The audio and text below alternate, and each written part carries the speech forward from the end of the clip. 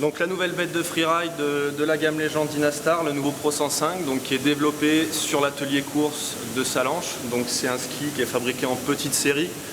Il s'adresse plutôt aux aficionados de la marque, qui ont skié pendant des années sur les premières générations de ProRider, donc qui cherchent vraiment des produits techniques, très typés, un petit peu old school comme on entend dire souvent dans les magazines.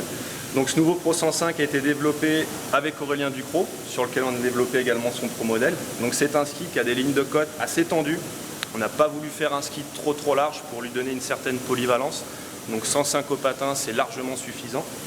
Là où on retrouve vraiment la patte Dynastar en termes de skiabilité, c'est sur sa répartition de flex, avec notamment un patin qui est vraiment très costaud, et puis surtout un talon quasi droit qui relance beaucoup en sortie de courbe. Si on vient y accoupler un long rocker qui par rapport aux anciens ProRider va lui donner beaucoup plus de tolérance, notamment sur des jaugeages hors piste dans des neiges difficiles et également sur piste parce que vous pouvez très bien avoir ce ski là pour peut-être aussi un petit peu les conditions de tous les jours. En termes de construction, on fait dans l'efficacité, noyau bois, fibre, titanal. Donc une tôle titanale sur toute la longueur du ski qui fait vraiment ce côté rigide du ski.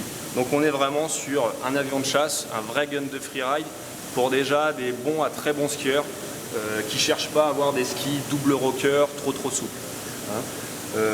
Qu'est-ce qu'on vient développer également en plus sur ce ski? C'est les constructions 3D qu'on a sur toute la gamme Légende.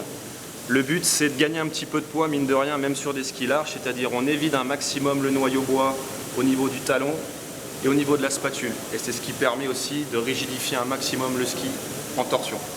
Et puis le petit plus du Pro 105, c'est ce noyau, c'est ce champ bois. Donc on est sur un champ droit toute longueur bien sûr, et avec un bois qui s'appelle du sapelli. C'est un bois africain et qui donne beaucoup de rigidité. Et le principe de ce bois, c'est que c'est également un bois qui est extrêmement hydrophobe. Donc pas de souci, pas de question à se poser quant à l'étanchéité du champ bois. Donc voilà pour le Pro 105, pour les fans de Dynastar et du gros freeride.